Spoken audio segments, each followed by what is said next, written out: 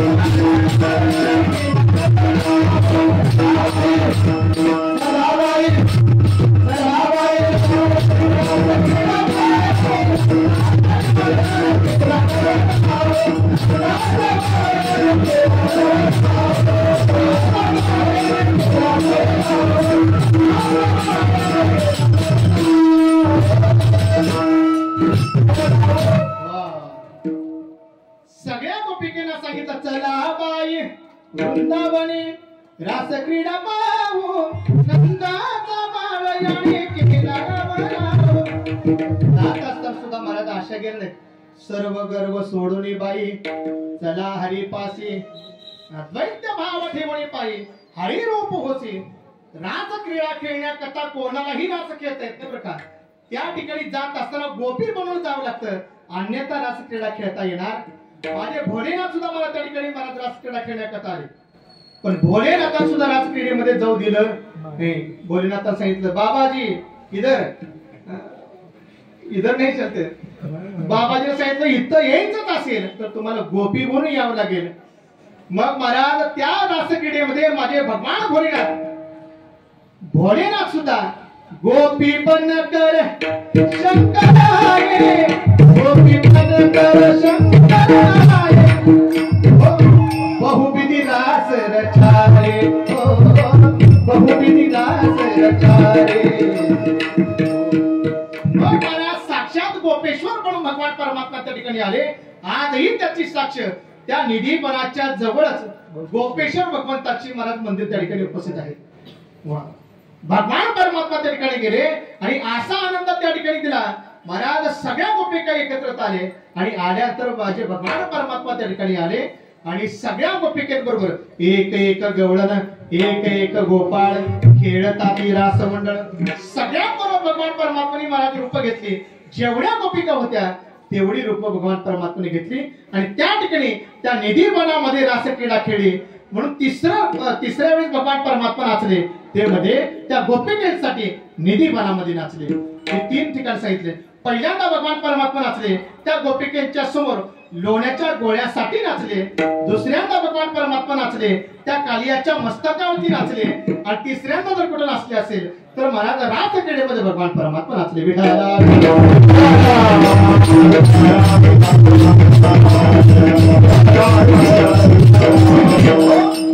समोर तो भगवान परमात्मा नाचायलाच काहीही करायला तयार होतो. हो या भक्ती केला तैसा पुरवी धरावी ते इच्छा. दुसऱ्या कोणत्याही साधनेला तो भगवान परमात्मा आपल्याला करता येत नाही, पण भक्तीत या साधनेच्या माध्यमातून तो भगवान परमात्मा तुम्हाला जैसा केला तैसा होय धावेस होय धरुणी. भक्ती करणारा असेल तर त्याच्यासाठी नाचायलाच काय आणि त्याच्यासाठी भगवान परमात्मा हात जोडून काकुलती सुद्धा यायला तयार होतो. हे तर तुकोबाईंनी महाराज अभंगाच्या प्रथम चरणात सांगितलं. काकुलती येतो हरी काकुलती येतो हरी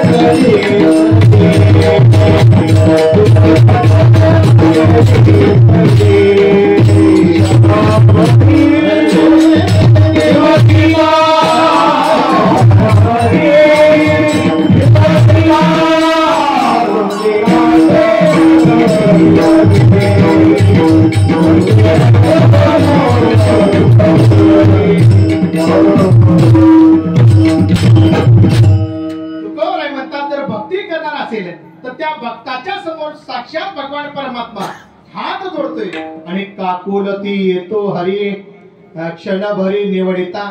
तुकोबाराने एक प्रसंग त्या ठिकाणी सांगितला. ज्यावेळेस भगवान परमात्माला खेळातून बाजूला केलं त्यावेळेस भगवान परमात्मा त्यांच्यासमोर हात जोडला. आता कधी बाजूला केलो?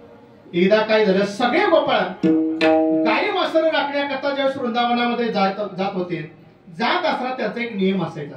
कोणता नियम? सगळ्या गोपाळांनी भल्या पाठी उठायचं आणि गाई वासरं राखण्याकरता जायचं. आताचे गोपाळ वेगळे, उठतात पहाटेच्या 8 वाजता उठतात, न्याहारी वगैरे करतात आणि 11 वाजता गाई घेऊन जातात. आताचे बुराके वेगळे आणि त्यावेळेचे वेगळे. आताचे बुराके आणि पहिले गोपाल होते. आता तिकडे मला जायचं नाही, जास्त वेळ कमी आहे आपल्याला. भगवान परमात्मा गाई वासर राखण्याकरता भल्या पाठी जायचे, सगळ्या गोपाळांना बोलवायचं आणि सगळे गाई वासर घ्यायचे आणि समोर पुढे जायचे. पण त्याचा एक नियम होता, सर्वांनी पुढे जायचं आणि दोघांनी पाठीमागे राहायचं आणि सगळ्यांच्या घरातल्या शिदोऱ्या गोळा करायच्या आणि पाठीमागून सगळ्यांच्या घरातल्या शिदोऱ्या गोळा करून काय करायचं, परत पाठीमागे यायचं. असा त्यांचा एक नित्यक्रम होता. रोज महाराज गाई वासर चालण्याकरता वृंदावनामध्ये जायचे. ते भाकरीचं गाठोड सगळ्यांच्या घरातून शिदोऱ्या गोळा करायच्या, ते डोक्यावरती घ्यायचं आणि वृंदावनामध्ये यायचं. एक दिवस असं झालं, जसं गाठोड आलं ते भाकरीचं गाठोड आल्याबरोबर त्या एका वृक्षाच्या खाली ठेवलेलं होतं आणि ठेवल्यानंतर ते ठेवून गेले. निघून गेल्यानंतर भगवान परमात्मा हळूच तिथून पाठीमागे आले आणि ते काय केले, शिदोरीचं गाठोड सोडलं. सोडल्याबरोबर भगवान परमात्माने काय करायचं, सगळ्या शिदोऱ्या बघायच्या, सगळ्या शिदोऱ्या सोडायच्या, सगळ्या बघायच्या आणि सर्व बघितल्या तर त्यातली चांगली चांगली शिदोरी भगवान परमात्माने काय करायचं, हळूच बाजूला काढायची आणि खाऊन घ्यायची. खाऊन घेतल्यानंतर ज्यावेळेस गाई वासर राखून दुपारच्या वेळेस महाराज जेवणाच्या वेळेस सर्व गोपाळ एकत्रित यायचे. झाडाखाली बसल्यानंतर ज्यावेळेस शिदोरीचं गाठोड सोडायचं, सोडल्याबरोबर त्या शिदोरीच्या गाठोड्यातल्या काही शिदोऱ्या रिकामी दिसायच्या. सगळे गोपाळ म्हणायचे, एवढ्या सगळ्या शिदोरीमध्ये ही मोकळी गाठोडे कशी काय? बरं, एक नाही दोन नाही, असे बरेच गाठोडे महाराज रिकाम दिसायचे. एक दिवस झालं, 2 दिवस झालं, अनेक दिवस हा कार्यक्रम चालू होता. ते गाठोडं आणून ठेवलं की भगवंत हळू जायचं, शिदोऱ्या सोडायचं, खायचं. मग एका गोपाळाने विचार केला की हे कोण करते हे बघायचं. आईला गेल्या गेल्या घरीच विचारलं, आई मला का तू शिदोरी दिली होतीस का? ती म्हणजे हो मी पण दिली होती. दुसऱ्याने विचारलं, आई तू दिली होतीस का? हो म्हणजे दिली होती. मग दिली होती तर रिकामी कशी काय?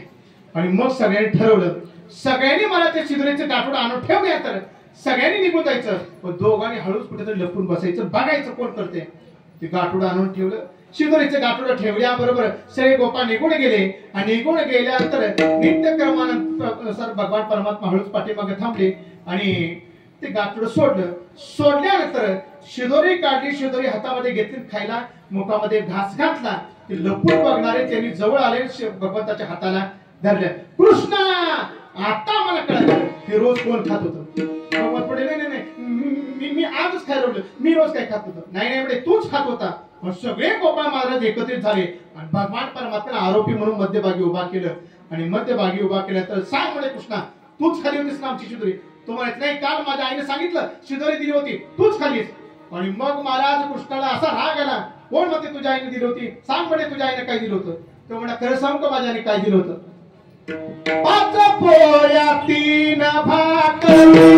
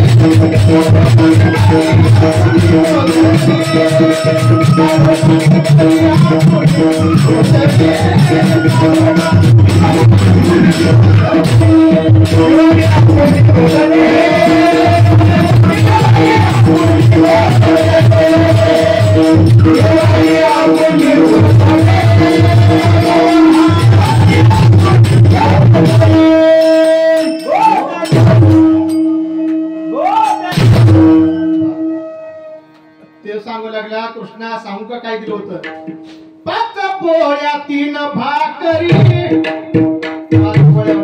3 भाकरी होत्या 1 कानवला होता आणि 1 पुरी होती आणि तू काय केलंस आम्हा धाडीले बहिल्या दोरी आणि आमची थकवणी खाल्ली शिवदरी ती असं सांगितलं तर म्हणले खरा चोर हाच आहे म्हणले बरं एक म्हणजे ही लई विचित्र कार्ट आहे म्हणले सगळ्यांनी त्याला सांगितलं ही विचित्र आहे म्हणजे एक जण म्हणला ही विचित्र ह्यात नाही म्हणजे ह्याचा बाप सुद्धा तसाच आहे म्हणजे बाप सुद्धा तसं आहे म्हणजे कसं काय तुम्हाला माहित नाही म्हणजे ह्याचा बाप सुद्धा तसलाच आहे म्हणजे बापानं काय केलं म्हणजे काय नाही म्हणजे परवा आम्ही याच्या घरी गेलो म्हणजे कशाला यांचा मोरा नावाचा बैल चुकला म्हणून गेलो परियेशी शारंग धरा शारंग धरा तुझा बैल चुकला मोरा मोरा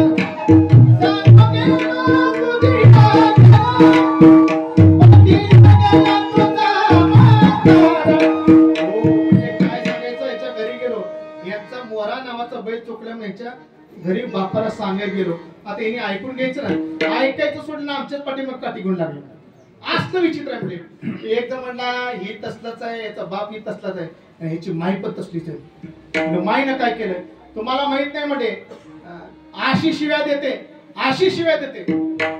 मग सगळ्यांनी सांगितलं कृष्णा कानोबा ओढाळ तुझ्या खाली ओढाळ तुझ्या ताई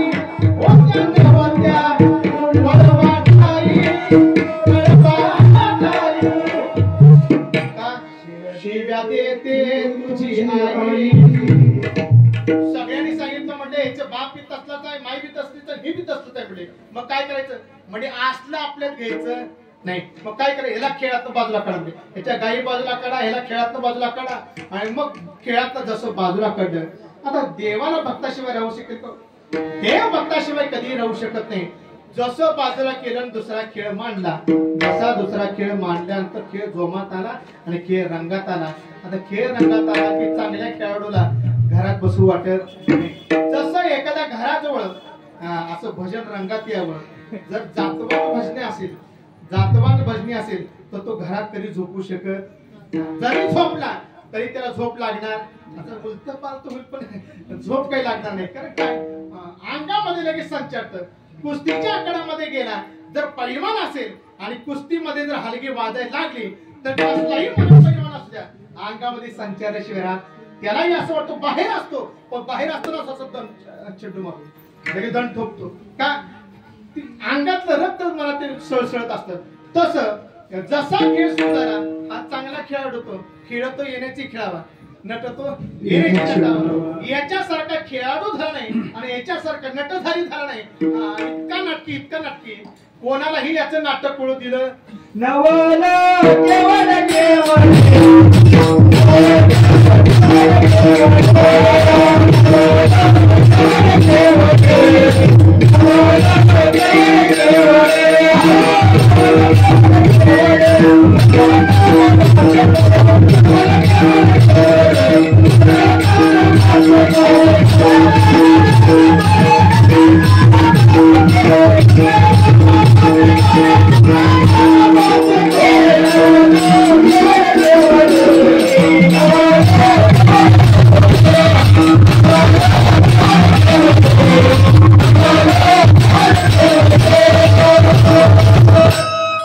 नवल केवळ केवळे नकळी कानोबाचे खेळ खेळ खेळणारा तो मला तर भगवान परमात्म्यानेच खेळावा आणि असला खेळाडू बाजूला केला आणि बाजूला केला तर दुसरा खेळ मांडला आणि मग भगवंताला काही राहावंसं वाटे ना भगवंताने विचार केला असू दे म्हणजे जरी ढकललं तरी आपण त्यामध्ये सहभाग घेण्याचा प्रयत्न करू भगवान परमात्मा त्या खेळामध्ये जायला लागल्यावर दोघ जण आडव्याला कुठं बाजूला व्हायचं म्हणजे तुला सांगितलं खेळायला यायचं नाही अजिबात यायचं नाही भगवंताने म्हटलं यांची जरा काल शिदोरी खाली होती ना नंतर ही जरा चिडलेली असेल आपण जाऊ तिकडच्या बाजून जाऊ बघू भगवान परमात्मा दुसऱ्या बाजूला जायला लागले दुसरीकडे गेल्या तर तरी सुद्धा कुठं बाजूला अजिबात नाही जमणार म्हणजे दुसऱ्यानेही बाजूला केलं आणि मग भगवंताच्या लक्षात आलं आता म्हणजे असं जाऊन देत नाही काय करायचं जरा वेगळाच प्रयत्न करायचा आतमध्ये शिरायचं भगवान परमात्मा जरा लांब गेले आणि लांब गेल्या तर पळत पळत पळत पळत भगवान परमात्मा आले आणि आल्याबरोबर त्या दोघांच्या हाताला असे दुसणी दिली आणि दिल्यानंतर भगवान परमात्मा आतमध्ये गेले आणि खेळाच्या मध्यभागी जाऊन बसले आता खेळाच्या मध्यभागी जाऊन बसल्यानंतर सगळ्यांनी सांगितले कृष्णा तुला व्यवस्थित सांगितले तू इथं बसायचं उठ म्हणल्यानंतर सुद्धा भगवान परमात्मा म्हणजे आता मी काही केलं तर इथनं उठणार नाही असं उठत नाही म्हणजे तर सगळ्यांनी सांगितलं म्हणजे एक काम करा हे असं उठत नाही ना उचला म्हणजे आणि उचलण्याकरता भगवान परमात्म्याला महाराज धरणीवरती आडवं पाडलं आणि आडवं पाडल्यानंतर भगवान परमात्म्याचे दोघांनी हात धरले आणि दोघांनी पाय धरले आता कशी अवस्था केली असेल दोघांनी हात धरावे दोघांनी पाय धरावे आणि भगवंताची अशी झोळी केली आणि वडत आणलं आणि खेळाच्या बाहेर टाकलं आणि मग महाराज भगवान परमात्म्याच्या लक्षात आलं आता काही खरं नाही आणि मग भगवान परमात्मा समोर गेले हात जोडले आणि त्या गोपाळाने म्हणू लागले काकुलती येतो हरी क्षण भरी निवडिता त्या गोपाळांना खूप भगवान परमात्मा म्हणू लागले अरे तुमची मज लागली सवे थाईची नवे न हो गडी तुम्ही मला बाजूला करू नका का तुमचं आणि माझं नातं हे आजचं आहे का देव आणि भक्ताचं नातं अनादी काळापासून आहे जेवढे अवतार झाले तेवढ्या अवतारामध्ये देव आणि भक्ताचं महाराज दोघांचाही अवतार आहे भगवंताला सांगितलं म्हणजे आजचं नाही तुमचं माझं नातं अनादी काळापासूनच आहे थाईची नवे न हो गडी जुने नातं आहे म्हणजे तुमचं आमचं मग एक काम करा मला तुमच्या खेळामध्ये घ्या तरी सुद्धा ऐकायला तयार नाही मग ऐकायला तयार नाही तेव्हा भगवंताला जरा वेगळ्या पद्धतीने सांगायचा प्रयत्न केला म्हणजे तुम्हाला असं वाटत असेल मी तुमच्याशिवाय राहू शकत नाही पण खरं सांगू म्हणजे मला बोलवणारे भरपूर आहेत अनेक बोलावती फार मला बोलवणार भगवंत कुणाला नको आहे भक्ती करणारे अनेक आहेत महाराज त्यामध्ये प्रकार सुद्धा सांगितले शास्त्रकार गीतेमध्ये प्रकार सांगितले चतुर्विधा वजन तेमाम जनास्कृती आर्तो अर्थार्थी जिज्ञासू ज्ञानीचे भरतर्षभ अर्थ भक्त आहेत अर्थार्थी भक्त आहेत ज्ञानी भक्त आहेत अनेक भक्त आहेत पण अनेक भक्त असताना सुद्धा भगवान परमात्म्याला प्रिय असणारा भक्त जर कोणता असेल तर महाराज भगवंत म्हणून लागले अरे मला बोलवणारे अनेक आहेत अनेक बोलावते पण मोठमोठे मला बोलवतात पण मला त्यांची आवड आहे ज्यांच्या अंतःकरणामध्ये प्रेम आहे भाविक त्यांची आवडी मोठी मला भाविक असेल तरच आवडतो आणि तो भाव तुमच्या मध्ये आहे गोपाळानं सांगितलं गोपाळांनो तुमच्यामध्ये तो मला भाव दिसतो माझ्याबद्दल तुमच्या अंतःकरणामध्ये प्रेम आहे आणि माझ्याही अंतःकरणामध्ये तुमच्याबद्दल प्रेम आहे आणि म्हणून मी तुमच्याशिवाय राहू शकत नाही तरी सुद्धा गोपाळ जवळ करीना त्यावेळी भगवान परमात्म्याने शेवटची युक्ती सुचली आणि भगवान परमात्म्याने काय केलं पळत आले आणि त्या गोपाळाशी कडकडून मिठी मारली आणि मिठी मारले तर खरं सांगा बरोबर एखाद्याला मिठी मारले तर हात कुठे अडकतात अशी खाली अडकतात ना मग त्याला काय ढकलता येईल का कसलं तेवढ्यामध्ये भगवान परमात्मा हे हृदयचे ते हृदय घातले दैत्य आहे का त्या ठिकाणी अहो दैत्य सुद्धा राहिलं नाही भगवान परमात्मा सगळ्यांना मिठी मारली तुका म्हणे मिठी घाली जीवे जशी मिठी घातली आणि मिठी घातल्या तर मला परत भगवान परमात्म्याने एकत्रित केलं आणि भगवान परमात्म्याने भक्तांनी खेळ खेळले असे अनेक खेळ भगवान परमात्मा त्या भक्ताबरोबर खेळे भगवान परमात्मा त्या भक्तांना आपलंसं करतो पण आपलंसं करून त्या भक्ताला नुसतं आपलंसं करत नाही तर तो भगवान परमात्मा त्या भक्तासाठी जे पाहिजे ते देतो आणि त्यातलाच एक प्रकार म्हणजे आजचा हा काला भगवान परमात्म्याने तो काला यमुनेच्या वळवटामध्ये गोपाळाने दिला तोच काला या ठिकाणी आपण करत आहोत आज या काल्याच्या निमित्तानं या अभंगावरती जितकं चिंतन करतात तेवढं करण्याचा प्रयत्न केलाय माझी वेळ संपलेली आहे फक्त एकदा मोठ्या प्रेमाने भजन करू मधलं भजन करू आणि राहिलेल्या 5 मिनिटांमध्ये आपल्या कीर्तन पुष्प सेवेला पूर्ण विराम देऊ सगळ्यांनी मोठ्या प्रेमानं ओ बारकू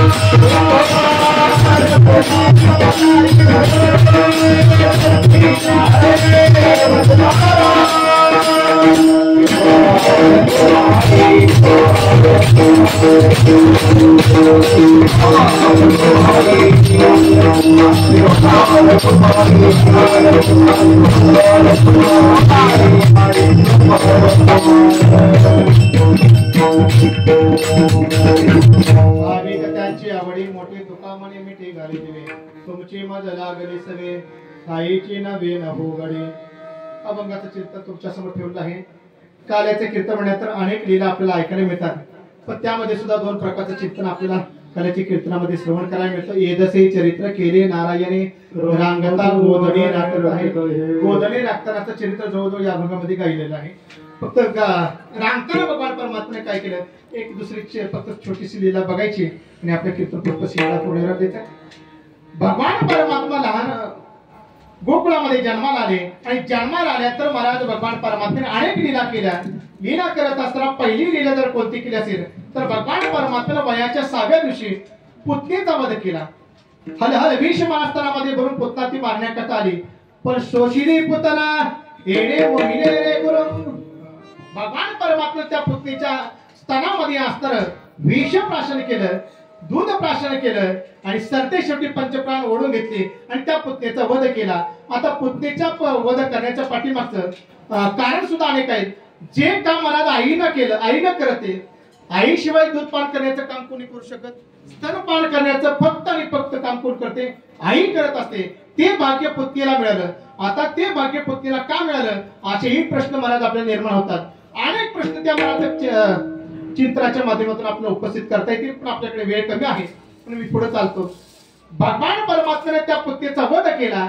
ती पुतना म्हणजे सामान्य नव्हती, ती पुतना म्हणजे पाठीमागच्या अवतारामध्ये भगवान परमात्म्याने ज्यावेळेस बटू वामनाचं रूप घेतलं आणि वामन अवतारामध्ये भगवान परमात्मा बळीच्या द्वारामध्ये ज्यावेळेस गेले आणि गेल्यानंतर भगवान परमात्म्याचं रूप पाहिलं आणि बळीची असणारी बहीण रत्नमाला तिनं बघितलं आणि ती म्हणू लागली, इतकं सुंदर बालक जर माझं असतं तर याला पटकन उचल असतं, आपल्या स्थानाला लावलं असतं. आणि मग भगवान परमात्म्याने न सांगता कळे अंतरीचे तिला सांगितलं, म्हणजे ह्या जन्मात नाही जमत, या अवतारात नाही जमणार, पुढच्या अवतारामध्ये तुझी ही इच्छा पूर्ण करेल. तीच महाराज दूध पाजण्याची इच्छा मनामध्ये आली, पण ज्यावेळेस बळीला पाताळामध्ये घातलं त्यावेळेस मात्र तिची भावना बदलली. ती म्हणजे दूध नाही, अशा बालकाला मी पहिलं उचल असतं, याला विष पाजलं असतं, याला मारून टाकलं असतं. म्हणजे ती सुद्धा तुमची इच्छा पूर्ण करू म्हणून त्या ठिकाणी पुतनेचं विषही पिलं आणि दूधही पिलं, दोन्ही मला तिच्या मनातली इच्छा पूर्ण केलं. विठाला वध केला आणि वध केला तर भगवान परमात्मा रागत रागत बाहेर आले आणि बाहेर आले तर भगवान परमात्म्याने पहिल्यांदा जर काय केलं असेल तर चेवरे लीला प्रसारक मंडळ स्थापन केलं आणि त्या मंडळाचे अध्यक्ष आमचे कृष्ण महाराज झाले. आणि अध्यक्ष झाल्यानंतर रोज एका एका घरामध्ये जायचं आणि एका एका घरामध्ये जाऊन भगवान परमात्म्याने चोरी करायची. पण चोरी करत असताना कोणाच्याही घरामध्ये भगवान परमात्म्याने चोरी केली नाही बरं का. असा एकही चोर आजपर्यंत झाला नाही, असा चोर आजपर्यंत झाला नाही आणि इथून पुढे सुद्धा होणार नाही. याचं कारण असं आहे कारण आजपर्यंत तुमच्या गावामध्ये इथं बसलेल्यापैकी कोणीतरी आपल्या घरामध्ये एखाद्या चोराने यावं किंवा त्या चोराला आमंत्रण कधी दिले का? बोला की तुम्ही कधी तुमच्या घरामध्ये चोरी करण्याकरता आमंत्रण दिले का? पण हा असा चोर आहे की आमच्या घरामध्ये या असं साक्षात गोपिका मला त्या भगवंताला आमंत्रण करायच्या. कृष्णाला म्हणायच्या, कृष्णा हरी यावो आता मंदिरी, हरी यावो आता मंदिरी, नाही कोणी दुसरे घरी हो बाई कोणी दुसरे साक्षात त्या गोपिका त्या भगवान परमात्म्याला बोलवायच्या आणि ज्या घरामध्ये बोलवलं त्याच घरामध्ये भगवान परमात्मा गेले. दही दूध तूप हे निमित्त आहे. खरं भगवंतानं काही जर चोरलं असेल तर चित्त चोरी रे नंदाच्या नंदने. त्या घरामध्ये जायचे. कोणत्या विटामातीच्या हे डोक्यातनं काढून टाका. या घरात नाही, या घरामध्ये भगवान परमात्मा गेले आणि चित्ताची चोरी केली आणि त्याच घरामध्ये गेले ज्या घरामध्ये, ज्या चित्तामध्ये, ज्या घरामध्ये नवविधा भक्तीचं मला नवनीत आहे त्याच घरामध्ये चोरी करण्याकरता भगवान परमात्मा गेले. एकांताचं घर असावं, नवविधा नवनीतानं भरलं असावं, अशाच घरामध्ये भगवान परमात्मा गेले. नवविधा घर पाहोळी एकांताचे, नवविधा नवनीताचे, अशा घरामध्ये गेले. भगवान परमात्म्याने चोऱ्या केल्या, सगळीकडे चोऱ्या केल्या आणि चोऱ्या केल्या तर मला सगळ्या गोपी त्रस्त झाल्या. सगळे विचार करू लागल्या हे करते कोण. तर आजपर्यंत असा चोर कधी पाहिला नाही. पण चोर कसं आहे, जेवढं लागत तेवढंच खातून बाकीचं राहिलं तसंच टाकून जाते.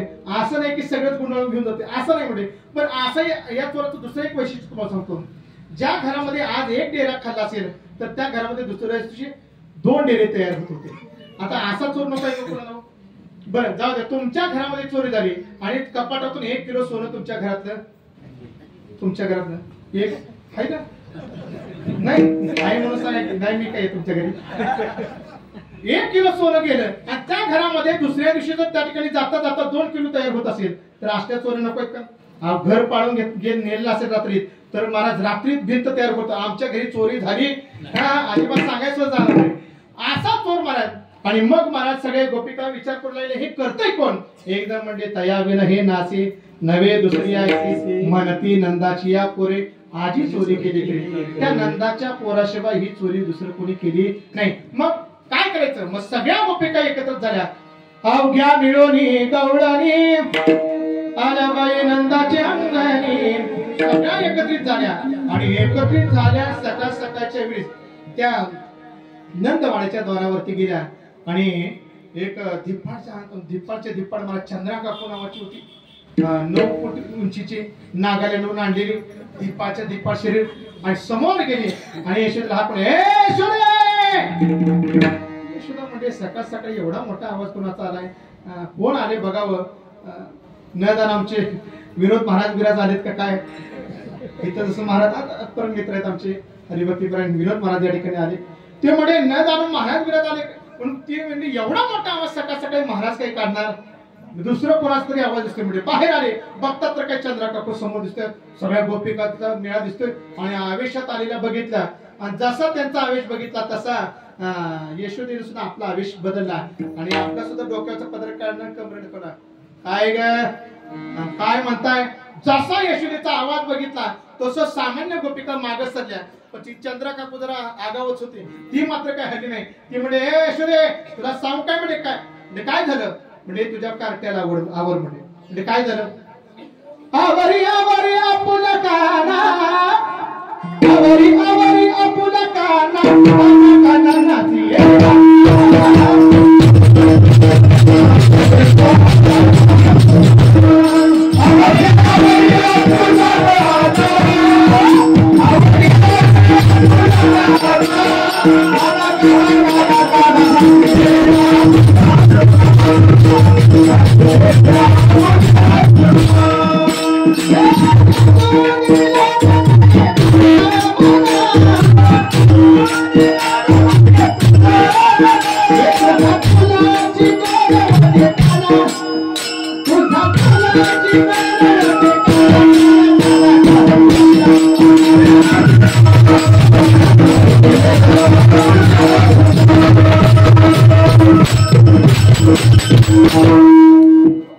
आवरी आवरी आपुला काना नासी येले आमच्या सुना. सगळ्या गोपिका सांगू लागल्या. एक पहिली महाराज पुढे आली. ती म्हणजे काय सांगायचं म्हणजे पहिली आली धावत याने गबाये बाये केली मात मुखासी मुख चुंबन देत गळ्यामध्ये हात घालीत भागबाई कोणासी आवडेना यशोदे बाळ तुझा काना कोटभरी सोसोलीचा. ती दुसरी म्हणली काय म्हणली लहान लेकरांना कुठे टोपी घेतली मुका घेतला असं सांगितलं. हो वाचलं म्हणजे काय सांगितलं म्हणजे दुसरी पुढे आली. ती म्हणजे काय सांगायचं म्हणजे सकाळ सकाळच्या वेळेस माझी मुलगी माहेरी आली होती आणि सडा समाजन केलं आणि सडा समाजन करून सुंदर अशी रांगोळी काढली होती तेवढ्यामध्ये तुझं कार्ट आलं आणि काय केलं अष्टदळ काढली अंगणी आणि वरील मोठे लक्षण ते म्हणले अरे लहान लेकरांना मुक्त नाही त्याला असलं सांगतात काय म्हणजे तिसरी म्हणजे तू सर बाजूला म्हणजे तुझं काय असले काय सांगते सर माग म्हणजे तिसरी पुढे आली म्हणजे तिसरी म्हणून लागली तिसरी आली दावणी या काय केली खरी पतीची दावणी माझी रेली कोणीची गाठबाई कोणाची सुटे ना यशोदे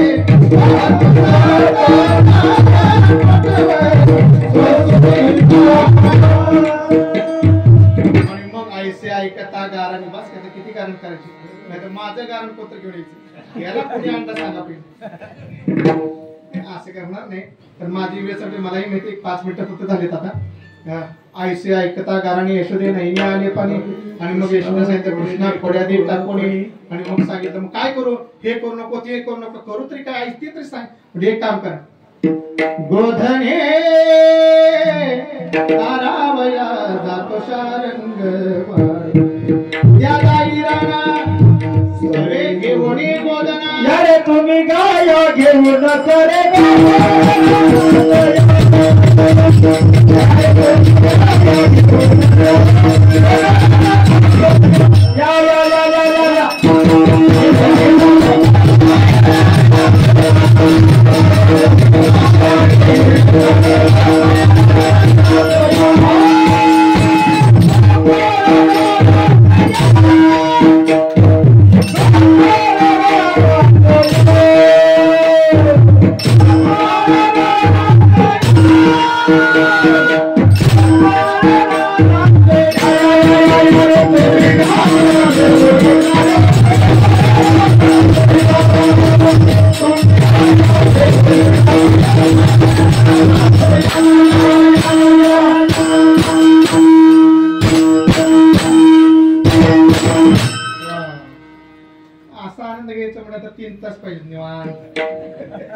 आनंद आहे महाराज काला म्हणजे की आनंद आहे आणि गवळणीचा आनंद आहे. विशेष तुम्हाला सांगू का एका एका गवळणीमध्ये इतका सुंदर अर्थ लपलाय. मी सगळं मागाशी थोडीशी गवळण म्हणली बघा. ज्या घरामध्ये भगवान परमात्म्याला बोलवलं त्या घरामध्ये त्या गोपिका स्वतःहून म्हणायच्या हरी यावो आता मंदिरे निज मंदिरे नाही कोणी दुसरे घरी. बर त्या घरामध्ये येण्याकरता महाराज त्या गोपिकेने सगळं घर रिकामं केलं होतं आणि ते सांगण्याकरता महाराज काम भ्रतार गेले दुरी क्रोध सासरा नाही घरी. मग इतकी चिंतने गवळण आहेत महाराज फार सुंदर चिंतन आहेत पण आणि त्यातल्या त्यात कृष्ण लीला म्हणजे की कितीही सांगा कमीच आहेत महाराज. आणि त्यात माझा आवडता विषय भागवतामुळे कृष्ण चरित्र अगदी सुंदर आणि विशेष तुम्हाला सांगू का एकही मला भगवान परमात्म्याने केलेली लीला ती विनाकारण केली नाही. त्या लीलेच्या पाठीमागचं सुद्धा काहीतरी कारण आहे. एखादा राक्षस मारला असेल तर त्या मारण्याच्या पाठीमाग सुद्धा कारण आहे. एकही राक्षस विनाकारण मारले नाही. अनेक चरित्र आहेत भगवंताचे त्या चरित्राला किती काय तेवढं कमीच आहे पण आपली वेळ संपली आहे म्हणून भगवान परमात्म्याने अनेक खोड्या केल्या आणि खोड्या केल्या तर बाईनं सांगितलं म्हणजे कृष्णा जात आहे रानामध्ये जा गाई वासर राखण्याकरता भगवान परमात्मा गेले आणि त्या ठिकाणी गेल्या तर सुद्धा भगवान परमात्म्याने अनेक दैत्य मारले. आगासुर असेल वत्सासुर आहे धेनुकासुर आहे त्या ठिकाणी ब्रह्मदेवाचं गर्वहरण केलं इंद्राचं गर्वहरण केलं आणि मग भगवान परमात्मा अनेक लीला करत असताना त्यातली दुसरी एक लीला म्हणजे भगवान परमात्मा त्या ठिकाणी सर्व गोपांना खेळ खेळायचे आणि खेळ खेळून झाल्यानंतर भगवान परमात्मा सगळे एका ठिकाणी बसायचे आणि शिदोऱ्या सोडायच्या आणि शिदोऱ्या सोडल्यानंतर साक्षात भगवान परमात्मा मध्यभागी उभा राहायचे आणि एकमेका देवमुखी सुखी घालो उंबरी. स्वतः भगवान परमात्मा हातामध्ये घास घ्यायचा आणि त्या काल्याचा प्रसाद त्या गोपाळांना खाऊ घालायचा. इतका आनंद त्या प्रसादाचा त्या भगवान परमात्मा त्या यमुनेच्या वळवंटामध्ये दिला. जो काला यमुनेच्या वळवंटामध्ये केला जो काला पंढरपूरच्या वळवंटामध्ये केला तोच काला आज या भवानी नगरच्या वळवंटामध्ये आज या ठिकाणी काला करतोय. या सप्ताहाच्या निमित्तानं या ज्ञान यज्ञाच्या निमित्तानं आणि विशेष म्हणजे या ज्ञान यज्ञामध्ये संगीतमय गाथा पारायण आहे आणि या पारायणाचं नेतृत्व प्रमादाने हरिभक्तीपरायण कैलास महाराज आहेत. त्याचबरोबर अरुण महाराज आहेत नंदू महाराज आहेत ऋषिकेश महाराज आहेत गावातील परिसरातील या पाटील वस्ती आणि विशेष म्हणजे सर्व मातृवर्ग आणि पितृवर्ग या सर्वांच्या उपस्थितीमध्ये हा सुंदर असा ज्ञानयज्ञ संपन्न होत आहे आणि या ज्ञानयज्ञातली ही कार्याची कीर्तन सेवा माझ्या वाटेत आली. बालक बोबडावले का वापडे नातरी बालक बाबडा नातरी बालक बोबडावले का वापडा युक्त बोले ते चोरून करी मालू देवी पायाच्या प्रसादे काही बोलू देव न दे मद क्षमा करे संत नोहे अंगभूती युक्ती तुमच्या कृपेचे पोसणे जन्मोजन्मी तुका म्हणे मद क्षमा करे संत नोहे अंगभूती. ज्ञानेश्वर भाव